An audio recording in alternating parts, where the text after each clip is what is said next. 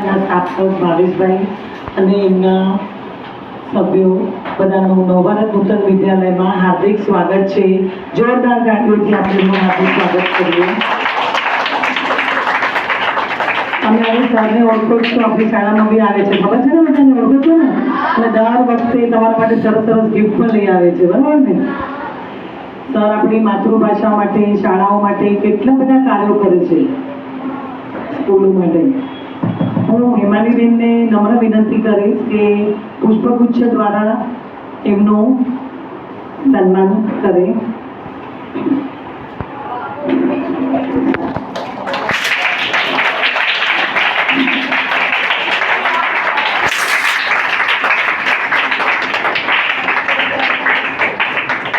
આ વર્ષે એટલે ગયા વર્ષથી આ કોમ્પિટિશન ચાલુ છે. MGS ગોટ ટેલેન્ટ પાછળ લખેલું છે, દેખાય છે ને.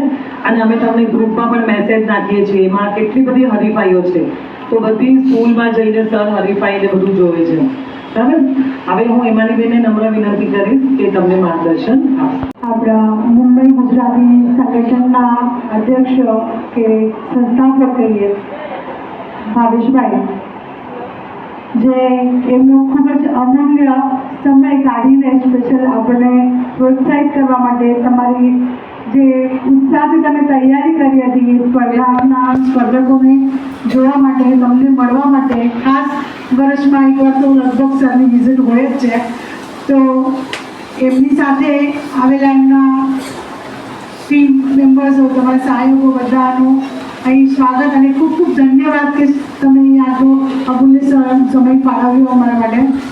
અને જે વિદ્યાર્થીઓએ ઉત્સાહથી ભાગ લીધો એમના માટે પણ સરના માર્ગદર્શનવાળા શબ્દો તમે સાંભળ્યા છે કે ક્યાં તમારે સુધારવાની જરૂર છે. એટલે આવા અમે તો માર્ગદર્શન આપીએ જ છીએ, પણ જ્યારે કોઈક બહારથી આવા વિશેષજ્ઞો આવીને આપણને કંઈક સુધારો કરવા કે તો એ વિશેષ ધ્યાનમાં લેવાની જ વાત છે. અને જેને સિલેક્ટ કર્યા છે એમણે આગળ બીજી સ્કૂલમાં જઈને કોમ્પિટિશન, ઘણા બધા લોકો સાથે કોમ્પિટિશનમાં ઉતરવાનું છે. એટલે એ સિલેક્ટ થયેલા વિદ્યાર્થીઓ પણ હજી પ્રેક્ટિસ કરીને પોતાને વધારે સારા કરવાના છે. અને એટલે એ ભાગ લીધા બદલ બધા વિદ્યાર્થીઓનો ધન્યવાદ, એમને તૈયાર કરનાર આપણા બધા શિક્ષકોનો પણ ધન્યવાદ.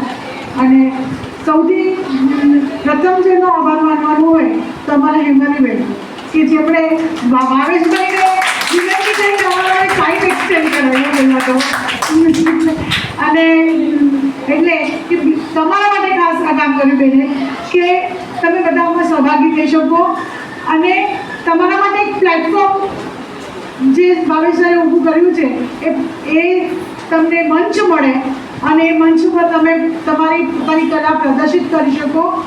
અને આગળ જેમ એમણે કીધું કે તમે સ્કૂલના લેવલ પર, પછી તમે ઇન્ટર સ્કૂલ ગુજરાતી સ્કૂલની લેવલ પર, પછી રાજ્ય સ્તરીય અને પછી દેશના સ્તર પરની સ્પર્ધાઓમાં ભાગ લઈ શકો.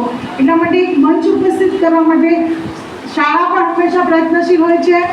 અને એમાં જ મુંબઈ ગુજરાતી સંગઠન પણ એ માટે સતત પ્રયત્નશીલ છે. તો સર્વેનો ખૂબ ખૂબ આભાર માનીએ. ખૂબ ખૂબ ધન્યવાદ.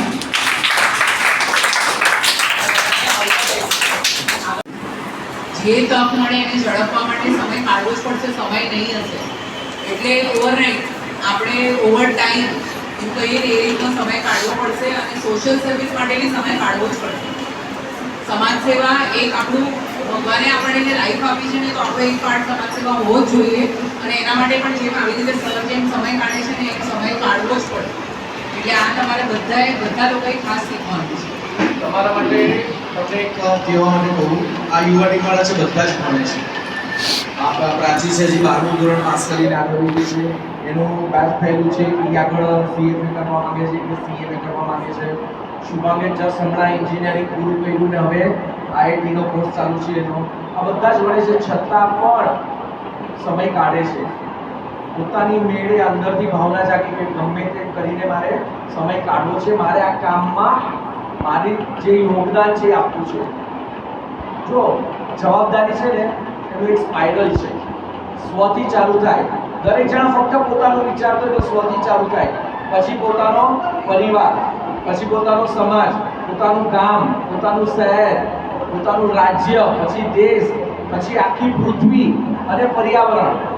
હવે તમે કેટલા કેપેબલ બનો છો આ જવાબદારીના સ્પાઇરલને, તમે તમારું આવડત કેટલી વધારો છો એટલા વધારેને તમે મદદરૂપ થઈ શકશો.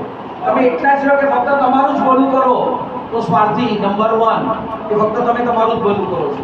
તમે તમારી આવડતને એટલી લિમિટેડ રાખો કે ફક્ત તમે તમારા ઘરવાળાનું જ ભલું કરી શકો તો તમારું સ્પાઇરલ એટલું જ મોટું થાય.